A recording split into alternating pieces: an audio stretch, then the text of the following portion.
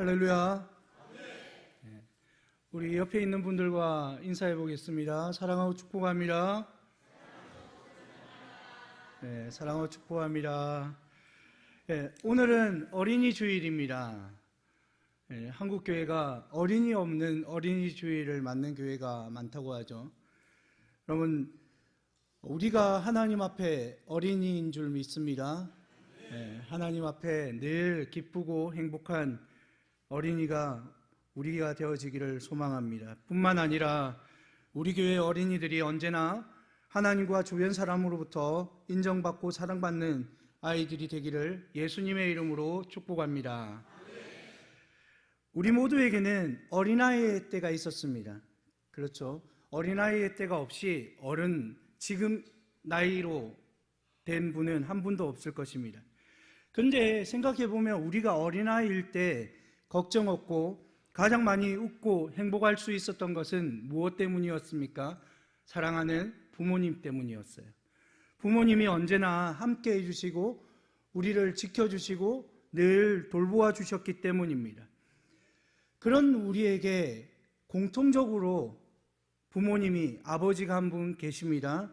그분은 하나님 아버지인 줄 믿습니다. 우리는 하나님 아버지를 모시는 믿음의 공동체입니다. 우리들이 주 안에서 누리는 기쁨은 아주 특별하고 소중한 것입니다. 그래서 저는 믿음의 자녀인 우리가 가정과 교회 안에서 하나님의 사랑을 깊이 경험하고 영적인 성장을 이루는 믿음의 공동체, 바로 우리 교회가 되어지기를 소망합니다. 오늘 말씀을 보면 여호와께서 복 주신 사람의 가정의 모습이 나오고 있습니다. 3절 말씀인데요. 내 집 안방에 있는 내 아내는 결실한 포도나무 같으며 내 식탁에 둘러앉은 자식들은 어린 감람나무 같으리로다. 아멘. 아내를 결실한 포도나무라고 말하고 있습니다. 포도는 기쁨, 축제를 의미합니다. 아내를 통해서 그 가정에 기쁨이 되는 풍성한 모습을 볼 수 있다라는 것입니다. 그리고 그 결실한 포도나무는 많은 자녀를 출산한 아내의 모습을 말하기도 합니다. 저는 자녀가 4명입니다. 우리 대한민국이 출산율이 절벽이 아니라 다시금 많은 아이들을 낳는 그런 나라가 되어지기를 소망합니다. 그 당시뿐만 아니라 지금도 자녀가 많은 것은 복으로 여겨집니다. 그리고 식탁에 둘러앉은 자식들은 어린 감람나무 같으리라고 성경은 말씀하고 있습니다. 저도 4명의 형제가 있고 또한 저보다 4살이 어린 조카가 있는데 그들이 명절 때가 되어져서 집으로 오면요, 아무것도 먹을 것이 없는데 그 한 상에 둘러앉아서 있는 것이 참 행복했던 시절인 것 같습니다. 바로 이 시편 128편 3절 말씀을 그림으로 우리가 표현하면요, 너무나 포근한 한 가정의 모습을 우리는 볼 수 있을 것입니다. 자녀들이 둘러앉고 또한 부모님이 같이 앉아서 있는 그 모습, 너무나 포근하고 아름다운 모습이 아닐까요? 그 당시에 어린 자녀를 감람나무에 비유하고 있는데요, 감람나무, 즉 올리브 나무는 아주 유용한 나무였습니다. 올리브 열매로 음식을 해먹거나 기름을 짜서요, 요리할 때 쓰거나 상처에 바르면 낫는 치료제가 되기도 했다고 합니다. 그리고 뿐만 아니라 성막에서는 불을 밝히는 기름으로 사용되기도 한 것입니다. 이처럼 우리의 자녀들이 하나님 앞에 또한 우리 일생생활 가운데서 얼마나 필요하고 소중한 가치인지 말씀해 주고 있는 것입니다.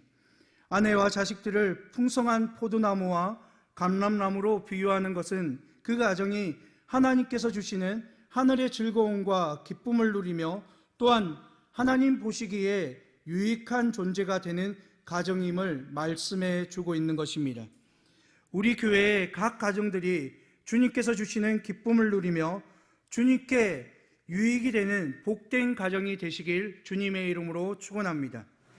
특별히 오늘 함께 예배드리는 우리의 자녀들이 하나님께서 주시는 복을 누리며 살아가기를 소망합니다. 그러면 이러한 가정의 복을 어떤 사람이, 어떤 가정이 누릴 수 있냐라는 것이죠.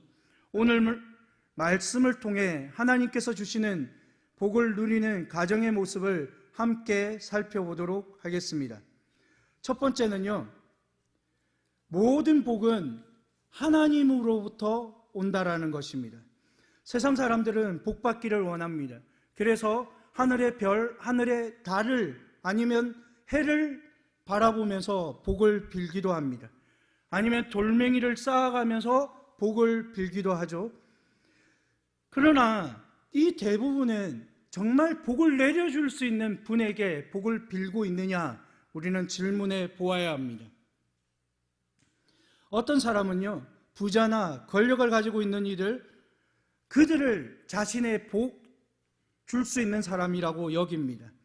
뿐만 아니라 가까운 나라 일본이나 인도 같은 나라, 힌두교를 섬기는 인도는요, 수많은 신들이 있습니다. 그래서 그 부엌에 들어가도 신이 있고, 그들이 신는 신발에도 신이 있고, 아니면 두꺼비나 아니면 어떤 동물의 형상을 만들고 자기들이 신이 있다고 합니다. 제가 네팔에 갔을 때에도 원숭이 사원이 있었습니다. 몽키 사원인데요, 그 사원에는 특별히 원숭이들이 엄청 많은 거예요. 그래서 그 원숭이들에게 늘 복양하고 그들을 섬기는 것조차도 자기들은 하나의 신, 자기들의 소원을 이루어 준다고 믿었습니다. 여러분, 이것이 정말 그들에게 복을 가져다 주냐라는 것이죠. 가져다 줄까요? 그렇지 않지 않습니까? 우리는 이 복을 받기 위해서 수많은 신에게 찾아갈 필요가 없습니다. 오직 한 분, 우리 하나님만 있으면 되는 줄 믿습니다. 왜냐하면 하나님만이 사람에게 복을 주시는 유일한 근원이시기 때문입니다. 우리 하나님은 아브라함을 부르실 때 어떻게 말씀하셨습니까? 창세기 12장 2절 말씀입니다. 우리 함께 읽겠습니다. 내가 너로 큰 민족을 이루고 내게 복을 주어 내 이름을 창대하게 하리니 너는 복이 될지라 하셨습니다. 여러분, 이렇게 말하였지만 우리가 종전에 보았던 개역 한글 성경에서는 너는 복의 근원이 될지라 말씀하고 있습니다. 하나님이 복의 근원이시기 때문에 하나님이 부르시는 한 사람, 한 자녀들도 복의 근원으로 삼으실 수 있는 분이 우리 하나님이신 줄 믿습니다. 하나님이 복을 주시면 복을 받게 되어지고요, 저주를 내리시면 저주를 받게 되어지더라는 것입니다. 성경 말씀을 보면 모압 왕 발락의 요청으로 발람 선지자는 이스라엘을 저주하려고 했습니다. 이때가 언제입니까? 출애굽하여서 이스라엘 백성들이 그 모압을 지나가려고 할 때 이 모압 왕이 발락이 이제 발람 선지자를 그 무당을 들어서 저 민족을 저주하여 달라고 그렇게 요청하였습니다. 근데 그가 그의 신에게 물었습니다. 근데 하나님께서 그 민족을 저주하지 말라고 말씀하시는 거예요. 그래서 발락이 다시 한번 요청합니다. 저 민족을, 이스라엘 민족을 저주해서 저들이 스스로 멸하게 해달라고. 근데 하나님께서 막으시니까 어떻게 되어져요? 그 저주가 아니라 오히려 축복을 하고 있는 것을 우리는 보게 되어지는 것입니다. 하나님께서 주시는 복을 받기 위해서는요, 우리는 하나님과의 바른 관계를 설정해야 합니다. 우리에게 복을 주시는 하나님과의 관계가 좋지 않으면 우리는 복을 받지 못하는 것이에요. 복은 고사하고 오히려 저주나 멸망, 때로는 우리가 감당치 못하는 고난을 받게 되어지더라는 것입니다. 하나님은 어떤 관계 속에 있는 사람을 복 주신다고 오늘 성경을 말씀하고 있습니까? 1절 말씀을 보시면 여호와를 경외하며 그의 길을 걷는 자마다 복이 있도다 말씀하고 있습니다. 하나님을 경외하는 것이 우리에게 복인 줄 믿습니다. 하나님을 잘 섬기는 것, 하나님을 잘 예배하는 것, 그것에 우리의 복이 있다라는 것입니다.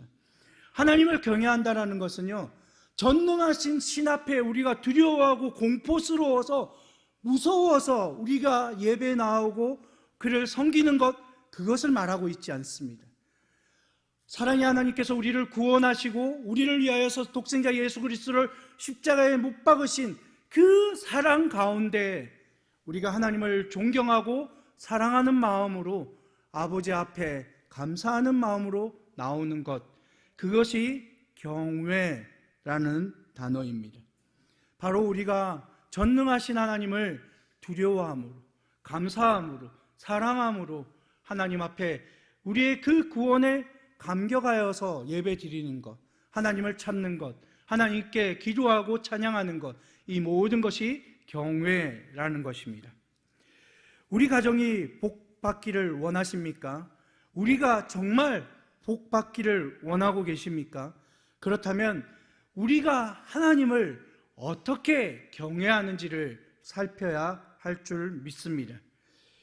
일제 강점기 때 이런 말이 있지 않았습니까? 아이가 울면 순사온다, 이런 말에 아이가 울음을 뚝 그쳤다고 합니다. 그럼 사람은 두려워하면서 우리와 늘 함께 하시고 우리와 동행하시는 하나님을 두려워하지 않는다면 우리가 하나님을 사랑한다고, 우리가 하나님을 정말 존경한다고 말할 수 있을까요? 이 세상에 어떤 존재보다 하나님을 지극히 경외할 때 우리는 하나님과의 바른 관계를 맺게 되어지고 하나님이 복 주시는 대상이 바로 저와 여러분, 우리가 되어질 줄 믿습니다. 두 번째입니다. 그렇다면 우리가 하나님을 경외하는지 안 하는지 어떻게 알 수 있겠냐라는 것입니다. 하나님을 경외하는 사람뿐만 아니라 또한 하나님의 길을 걷는 자는 복을 받는다고 1절 말씀에 보았습니다. 이 세상에는 하나님의 길과 세상의 길을 가는 이 두 종류의 사람이 있음을 말씀해 주고 있습니다. 세상의 많은 사람들은요, 자기들이 만들어 놓은 길을 쫓아가며 그것이 성공이라고, 그것이 자기들의 삶의 지표라고 말하고 있습니다.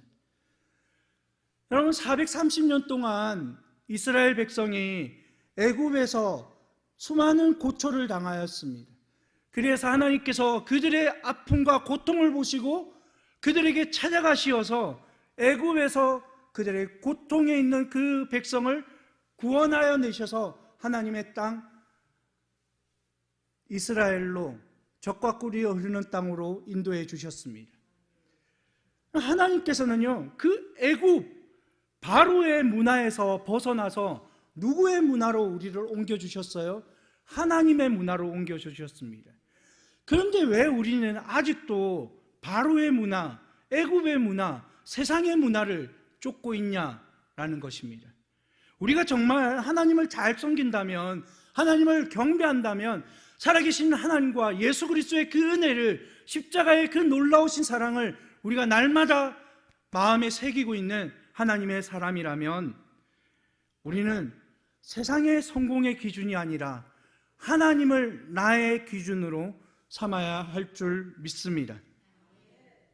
바로 하나님을 믿는 성도들은요, 세상 사람들이 걸어가는 길이 아니라 하나님이 우리를 걷게 하시는 복음의 길, 생명의 길, 십자가의 길을 가게 되어지더라는 것입니다.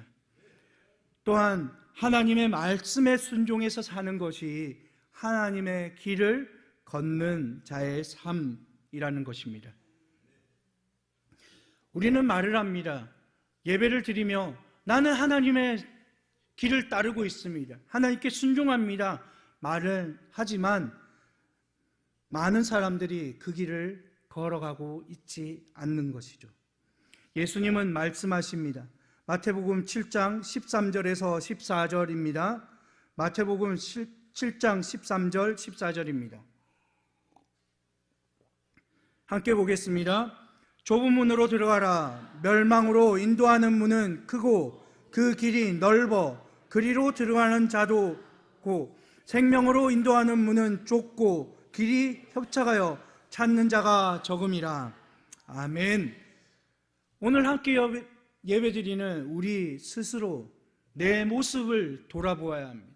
내가 지금 어느 길에 서고 있는지, 나는 넓은 길로 가고 있는지 아니면 좁은 길로 가고 있는지. 우리가 하나님을 믿는다고 예수 그리스도를 믿는다 하지만 우리는 넓은 길 가기를 좋아하지는 않습니까? 좁은 길은요, 협착합니다. 때로는 고난이 있고 사망의 음침한 골짜기를 통과해야 합니다. 그것이 우리는 싫어서 넓은 길, 평탄한 길, 좋은 길만을 가고 있는지 아니면 우리를 구원하신 예수 그리스도와 그 좁은 길을 통과하고 있는지 우리는 보아야 한다라는 것입니다. 시편 1편 1절에서는 이렇게 말씀하고 있습니다. 복 있는 사람은 악인들의 길을 따르지 아니하며 죄인들의 길에 서지 아니하며 오만한 자들의 자리에 앉지 아니하고. 여러분, 악인들에게 또한 세상 사람들의 길을 너무나 편합니다. 그러나 복 있는 사람들은 그 길을 따르지 않는데요, 그 길을 쫓아가지 않는다라는 것입니다. 오만한 자들의 자리에 앉지 않는다라고 합니다. 여러분, 한 번 눈 감으면 되지 않겠습니까? 한 번 내가 굽으면 되지 않겠습니까? 많은 사람들은 우리를 일컬어서 왜 너는 부드럽지 못하냐, 유연하지 못하냐 말합니다. 그러나 우리가 예수 그리스도를 따르고 하나님을 믿는 백성이라면 때로는 그들의 자리가 아니라 하나님이 원하시는 자리에 앉아야 한다라는 것이죠. 또한 시편 1편 6절에는 무릇 의인들의 길은 여호와께서 인정하시나 악인들의 길은 망하리로다 말씀하고 있습니다. 우리는 하나님께서 인정하시는 길을 걸어가고 있습니까? 아니면 망하는 길을 가고 있습니까?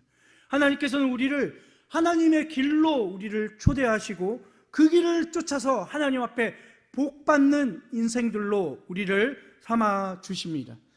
저와 여러분이 하나님을 주인으로 삼고 하나님을 의지하고 소망하는, 또한 하나님의 말씀에 순종하는 하나님의 백성들이 다 되어지기를 소망합니다.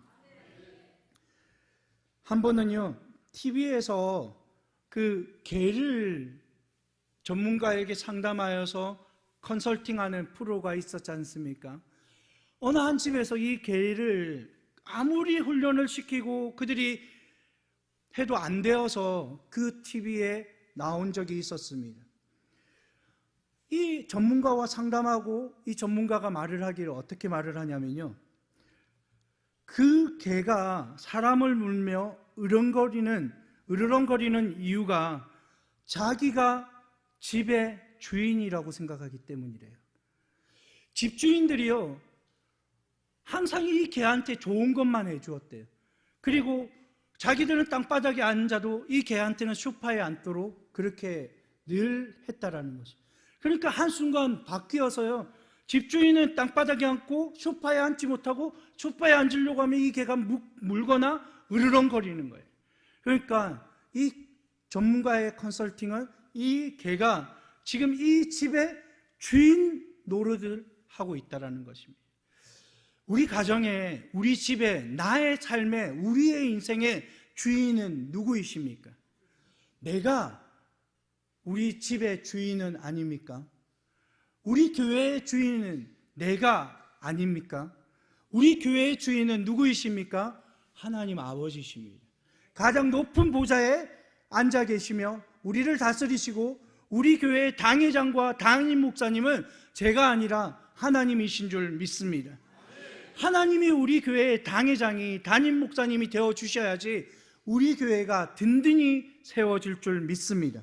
뿐만 아니라 우리 가정의 주인도요, 정말 하나님이, 예수 그리스도가 우리 가정의 주인이 되어 주셔야지 우리 가정이 복받는 가정이 되어질 줄 믿습니다.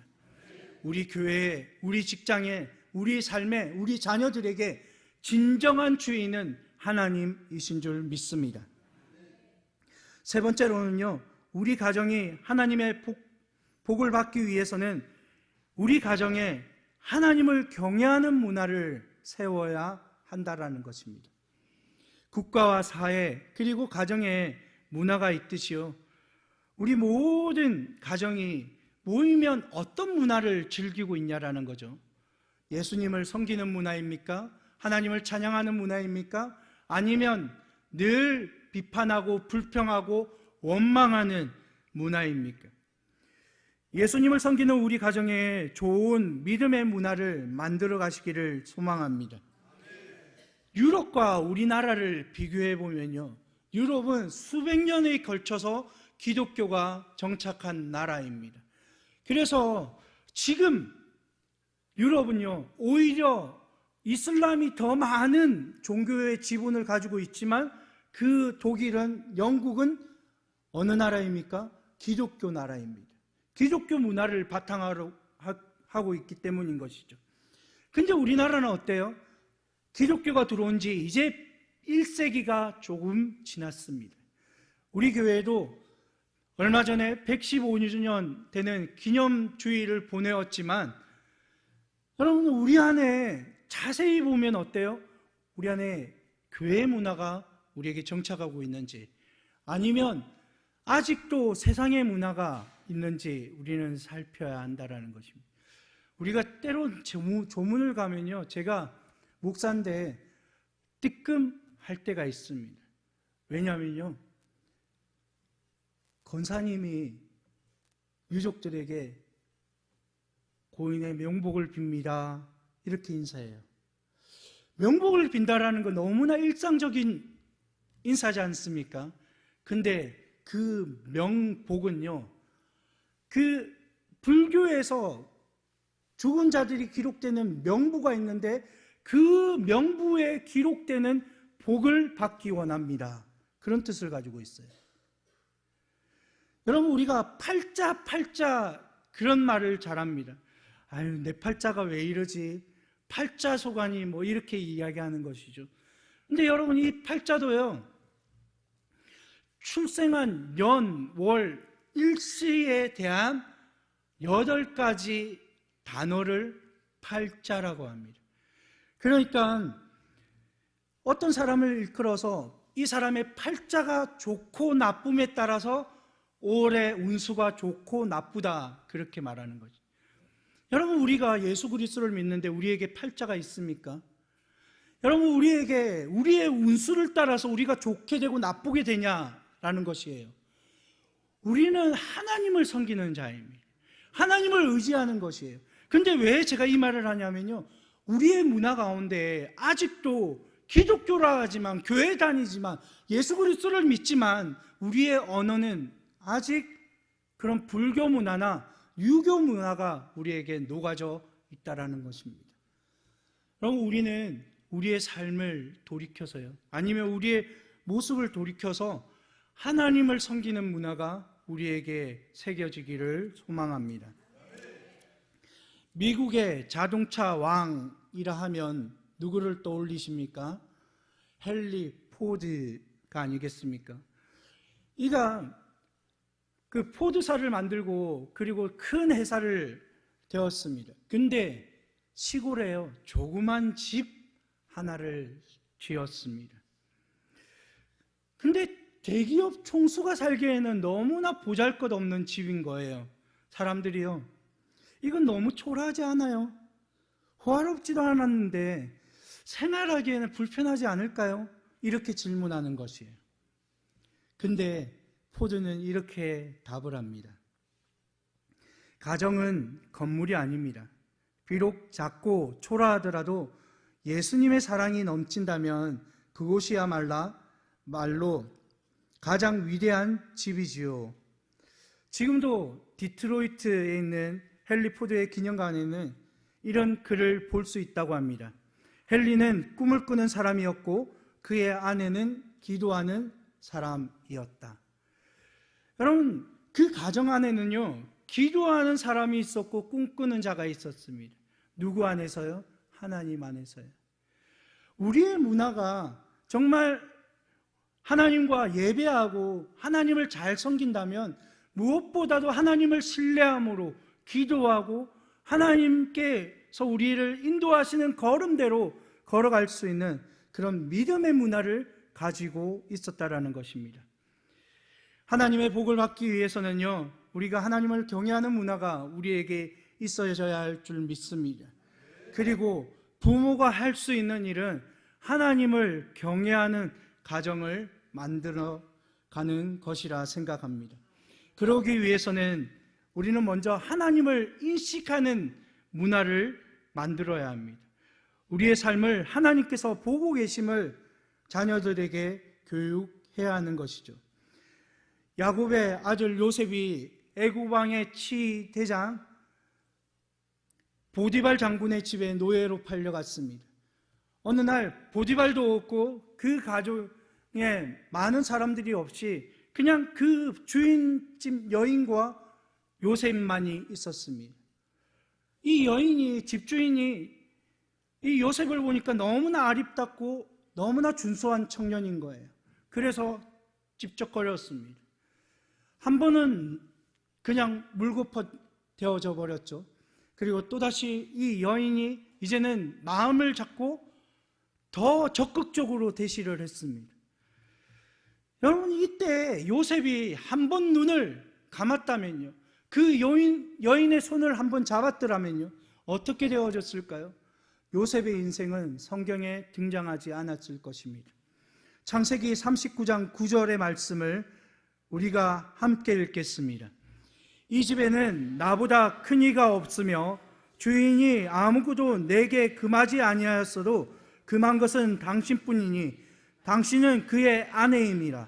그런즉 내가 어찌 이 큰 악을 행하여 하나님께 죄를 지으리이까. 아멘. 여러분, 바로 요셉이요, 그 보디발이 이 집의 모든 것을 너에게 맡기겠다, 너를 집의 총리로 세우겠다 하였습니다. 그래서 집주인 밑에 바로 자기 그 권세를 가지고 있는 이 사람이 지금 집주인의 여인이 자기를 그렇게 한다라는 거죠. 그러면 어떻게 해요? 집주인의 여인이니까 어떻게 그에게 반기를 들 수 있겠습니까? 그냥 조용히 관계를 하면 되는 것이죠. 근데 요셉은 지금 사람의 눈을 의식하지 않았던 것입니다. 바로 그런즉 내가 어찌 이 큰 악을 행하여 누구께요? 하나님께 죄를 지으리이까. 하나님이 자기를 지켜보고 계신다라는 거예요. 하나님이 자기와 함께하고 계심을 자기는 인식하고 있다라는 것입니다. 한 아버지가 어린 딸을 데려다 주기 위해서 차를 가지고 가고 있었습니다. 근데 이 아이를 데려다 주는데 조금 늦었습니다. 지가 갈까봐 초조한데 어떤 차가 앞에서 빨리 가지도 않고 천천히 갑니다. 여러분, 몽골에서 이런 일이 있으면요, 큰일 납니다. 제가 몽골에서 실질적으로 살면서 본 건데요, 앞에 차가 빨리 가지 않고 이 주행을 멈추면요, 신호에 걸리잖아요. 뒷차가 앞에 차를 내려서요, 그 주먹으로 유리를 깨버립니다. 그리고 끄집어내서 흔씬 두드리고 패버립니다. 왜 운전을 이따위로 하냐고. 근데 신기한 건요, 맞은 사람이 아유 죄송하다고 먼저 하해를 청하고 그리고 자기 길을 갑니다. 여러분, 마치 이 아버지에게 이런 일이 있은 거예요. 근데 우리가 운전대를 잡으면 어떻습니까? 저도 그렇긴 하지만 설교 준비를 하면서 반성을 많이 했습니다. 막 입에서 뭐가 나와요? 여기 나옵니다. 근데 뒷자리에 있던 아이가요, 여자아이가, 딸이 아빠에게 쉿, 하나님이 듣고 계시잖아요. 여러분, 하나님께서 지금 이 순간에도 우리와 함께 하신 줄을 믿습니다. 우리 삶과 우리의 말을 듣고 계시는 분이 하나님이신 줄 믿습니다. 또한 우리는 가정에서 하나님을 예배하는 문화, 하나님을 섬기는 문화를 만들어야 할 줄 믿습니다. 하나님을 경외한다는 것은요, 단순히 하나님을 두려워하는 것이 아니라 하나님의 위대하심에 존경하심을 표현하는 것이기 때문입니다. 하나님을 존경하는 것을 우리는 어떻게 드러낼 수 있어요? 우리의 예배를 통해서요. 최고의 예배, 최고의 경배를 통해서 그것이 드러납니다. 우리 본문 5절을 보겠습니다. 본문 5절입니다. 여호와께서 시온에서 내게 복을 주실지어다. 너는 평생에 예루살렘의 번영을 보며, 6절의 말씀을 제가 읽겠습니다. 내 자식의 자식을 볼지어다. 이스라엘에게 평강이 있을지로다. 아멘. 여러분, 이 당시의 시온은 하나님의 성전이 있던 곳이었습니다. 하나님의 성전은 어떤 곳입니까? 하나님께 나아가서 제사를 드리고 예배하며 하나님 앞에 죄 용서함을 받는 곳이 성전이었습니다. 우리가 하나님을 예배할 때 하나님의 영이 우리 가운데 임재하시는 줄 믿습니다. 그리하여서 하나님의 성령님께서 우리는 보지 못하지만 우리 사이를 운행하시면서 우리의 마음을 터치하시고, 그리하여 상하고 지친 자에게는 다시금 일어날 수 있는 힘과 용기를 주시고, 때로는 상처 입은 자들에게는 그 상처를 치유하시는 성령님의, 예수님의 터치가 이 예배 가운데 있는 것입니다. 그럼 바로 우리가 예배 드릴 때 다시 한번 우리는 이 주저앉고 넘어진 자리가 아니라 하나님을 바라보며 하나님 안에서 자유롭게 되며 하나님 안에서 자유를 누리게 되어지는 것이 바로 이 예배입니다. 하나님을 경외하는 자들이 지금 무엇을 본다고 합니까? 예루살렘의 번영을 본다고 말씀하고 있습니다. 예루살렘이 번영하는 것은요, 바로 하나님께서 그 땅을 통치하시기 때문에 하나님의 평안, 하나님의 샬롬이 그 땅에 임한다라는 것을 말씀해 주는 것이죠. 하나님의 성전이 있고 하나님이 예배를 드리는 그곳에서 바로 하나님의 샬롬이 이루어진다라는 것입니다. 저와 여러분을 통하여서요, 우리가 예배를 드릴 때, 우리가 자녀들과 함께 예배를 드릴 때, 찬양을 하고 기도를 할 때 하나님께서 친히 그 예배 가운데 임재하시고 하나님이 우리를 만지시고 세우시며 우리의 상처가 치유되고 하나님을 온전히 바라볼 수 있는 그 모습으로 하나님 앞에 세워지기를 간절히 소망합니다. 우리가 예배할 때 교회가 치유될 줄 믿습니다. 우리 교회가 있는 이 지역이 살아날 줄 믿습니다. 여러분, 우리 조국 대한민국이 너무나 혼돈 가운데 있는데 우리가 하나님께 예배드릴 때 조국 대한민국이 다시금 하나님께서 만지시고 고치시는 은혜가 있게 되어지기를 소망합니다.